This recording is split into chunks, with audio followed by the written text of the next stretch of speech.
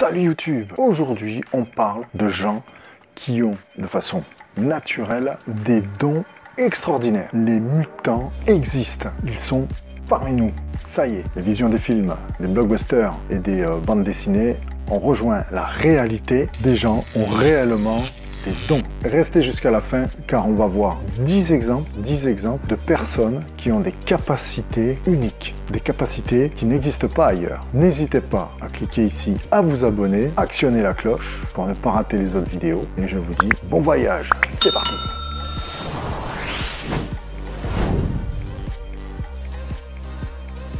L'homme de glace. Cet homme, grâce à la respiration méditative, est capable de faire un semi-marathon, 21 km, pieds nus et en short, dans le cercle polaire. Il arrive, grâce à son don, grâce à sa technique, à résister au froid, mais de façon incroyable. Il s'appelle Wim Hof. Il est âgé d'une cinquantaine d'années quand il se met à repousser les limites du froid à travers le monde entier. Cet homme détient 20 records au Guinness, au livre donc des records. 20 records mondiaux. En 2002, il est resté plus de 6 minutes en apnée sous la glace polaire. Alors déjà, 6 minutes en apnée de façon normale, hein, au Baléares, moi j'y arrive pas, hein, c'est un record incroyable, mais 6 minutes en apnée dans de l'eau glacée, c'est incroyable, c'est fantastique. Et donc en 2007, il fait ce semi-marathon de 21 km dans la glace. La vision de l'aigle. En 1972, à l'université de Stuttgart, je suis arrivé à le dire, a indiqué que l'une de leurs élèves de l'université a une vision 20 fois plus aiguë que la vision normale. 20 fois plus, c'est-à-dire que vous avez 20 sur 20, elle a 40. Cette personne, donc son nom est Veronica Scheder, pouvait identifier quelqu'un à 1 km 600 de distance. Elle pouvait dire qui c'était. Moi, je vous défie déjà d'aller voir jusqu'à 1 km. Vous verrez un point noir si vous voyez. Elle arrive à identifier quelqu'un à 1 km de distance, 1 km 600, 1 km et demi. C'est incroyable. Alors, l'écholocation humaine. Ben Underwood n'avait que 3 ans lorsqu'il se fait retirer les yeux car il a un cancer de la rétine. Bon, pas très engageant. Il a dû donc apprendre à appréhender le monde d'une façon bien particulière avec une technique donc dédiée aux personnes non-voyantes, c'est-à-dire repérer et reconnaître les différents bruits. Donc avec la canne, il peut faire du bruit, et ils reconnaissent le métal, le bois, ils reconnaissent où ils sont, ils arrivent à se situer, etc. Donc c'est une technique très poussée, je ne connais pas forcément en profondeur. Donc lui interprète les ondes sonores qui sont renvoyées par les différents objets, et il est tellement doué, il a tellement développé la technique qu'il est capable de faire du vélo par lui-même, tout seul, tout à fait normalement. Il peut même jouer au basket. Vous imaginez un aveugle qui se repère dans l'espace grâce au son et les différents matériaux, ce qu'il a dans les mains, où il est, etc. Et il peut jouer au basket comme ça, comme vous et moi. C'est incroyable. La mémoire photographique. Nous prenons le cas de Will Child, qui est un artiste architectural britannique qui a donc une particularité. Lui, il est autiste. Donc c'est sûr que pour certaines tâches de la vie quotidienne, c'est compliqué pour lui. Par contre, il a une faculté extraordinaire. Il peut, par exemple, se promener quelque part, il est dans une rue, il se promène, vous lui demandez de dessiner ce qu'il a vu de suite, il vous refait tout au détail près. Il redessine tout comme c'est, il n'oublie rien. Et il a fait quelque chose d'énorme.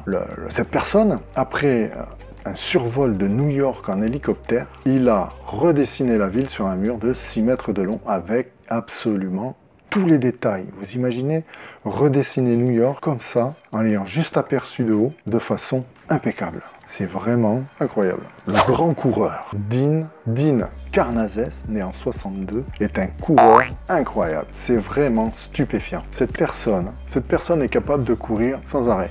C'est simple, il a fait un record, il a fait une épreuve, il a couru sans s'arrêter.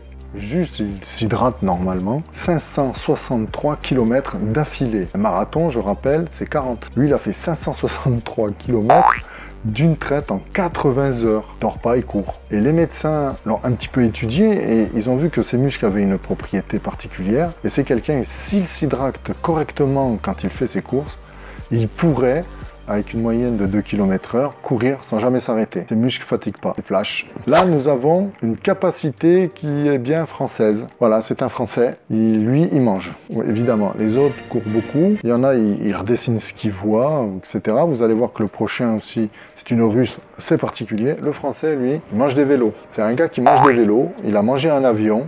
Il a mangé, ils ont calculé 15 caddies de supermarché en fer. Il a mangé du caoutchouc, voilà sa particularité, il mange tout ce qui n'est pas comestible, sans aucun problème.